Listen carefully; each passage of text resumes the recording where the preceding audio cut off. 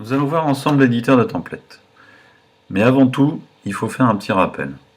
Tapfolio est un affichage multi-support. Ici, on a la version ordinateur, donc centrée à l'écran, avec une navigation sous forme de menu, des zones de survol qui changent d'état. Mais Tapfolio existe aussi sur iPad. Là, on est dans la version web app, où je vais afficher le menu. On a aussi une version dans Safari à la verticale, avec le même menu, et la version iPhone, où on retrouve les mêmes informations, qui sont tout le temps affichées de façon optimisée pour l'appareil. Tapfolio présente en permanence deux versions. Une version éditable, comme on trouve ici, avec les outils accessibles, et une version publique, comme celle-ci, où justement quand j'appuie la barre de navigation, je me retrouve avec les trois boutons. Tout ce que vous faites dans la version éditable n'est pas visible par le grand public. Donc typiquement, je vais zoomer sur le visage, je vais valider ma modification, je peux continuer à le consulter, ça ne change rien à la navigation, mais par contre, si je regarde la version publique, que je vais rafraîchir, elle n'a pas changé. Dernier point, tous les objets non utilisés ne sont pas affichés. Par exemple, je passe en mode édition de texte et on voit qu'il y a un certain nombre de zones de saisie qui sont disponibles, mais seul ce qui a été rempli est affiché. La mise en page dans Tapfolio est définie par la zone. Vous avez un template pour chaque zone. Vous n'avez pas un template pour la totalité de Tapfolio, mais vous sélectionnez des templates pour les zones qui vous intéressent. Vous avez un template pour le haut de la page, qu'on voit en bleu, pour le menu de la navigation, qu'on voit en jaune, et le contenu de l'écran, ça peut être l'accueil, ou une slide, qui va être représentée souvent en différentes formes selon le support, et cette slide pourra être modifiée sous la forme d'un seul template. L'accueil, comme on le voit ici, on a un certain nombre d'exemples qui permettent une multitude de possibilités. La galerie, où chaque visuel est à la fois totalement indépendant, et en même temps, si vous utilisez le même template pour plusieurs visuels, automatiquement, la modification sur l'un sera reportée sur les autres. La page d'information, qui contient un certain nombre de lignes, et ces lignes peuvent contenir à la fois des images et du texte, et chaque ligne, de la même façon que le visuel dans une galerie, pourra être entièrement mis en forme et sera réutilisé dans d'autres pages ou dans la même page sous un autre endroit. Concernant vos droits d'auteur, les templates que vous allez créer, s'ils sont réutilisés par quelqu'un d'autre, il y aura une relation avec votre création. Concrètement, quand vous ouvrez la palette, vous avez Design Par, et on voit les différents noms des auteurs. Vous avez en plus un lien pour aller directement vers le Tapfolio de l'auteur. Abordons maintenant l'éditeur. Tout d'abord, on va l'activer, donc je vais aller dans les paramètres de mon Tapfolio, dans l'onglet Interface, puis je vais activer les fonctions avancées, et je vais passer en édition de template. Mise en page, je choisis par exemple le menu, et j'affiche l'éditeur du template. On nous permet d'afficher les différents formats, donc la version iPad en mode offline ou web app.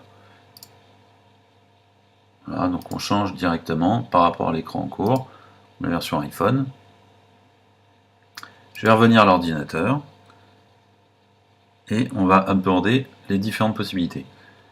Donc le CSS tout d'abord, je vais par exemple vouloir augmenter le margin bottom de mon menu.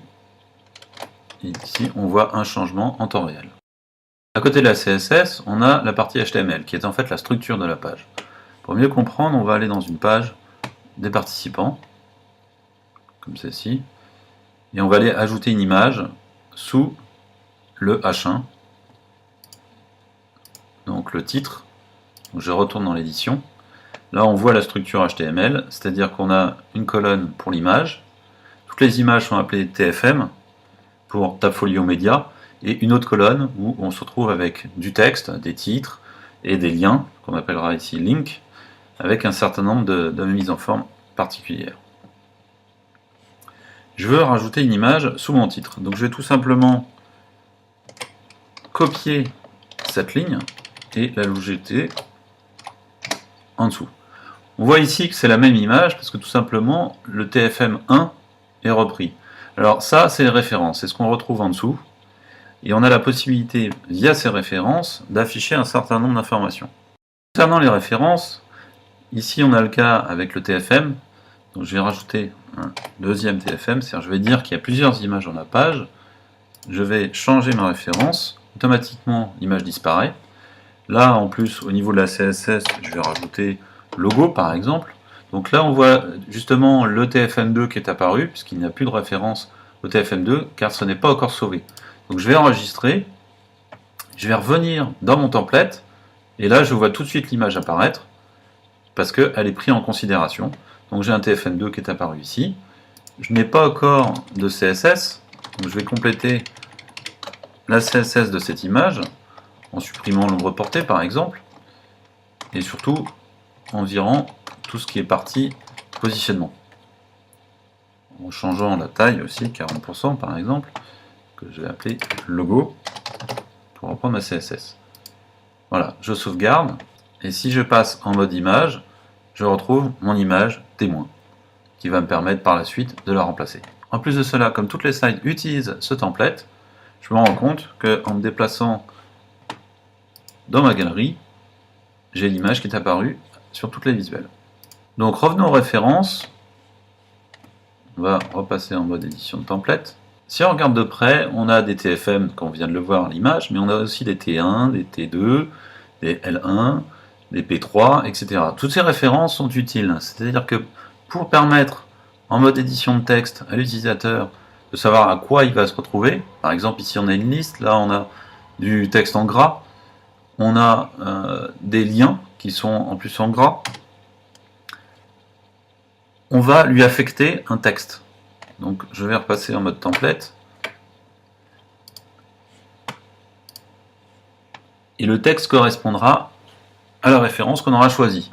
Comme on peut le voir sur cette liste, vous avez des possibilités d'afficher des titres, des phrases, des définitions, des boutons, des listes et des mots.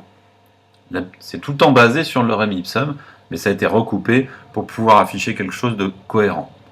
Et à l'intérieur des phrases, par exemple, on a P1, P2, P3, on a des définitions qui sont à la fois le mot et puis la définition, les mots aussi qui peuvent être des coordonnées. Donc tout ça va vous permettre de faciliter la vie à l'utilisateur final, qui peut être vous évidemment, mais aussi aux autres qui vont utiliser votre template. Par ailleurs, vous n'avez pas tout le temps utilisé les templates que vous avez créés.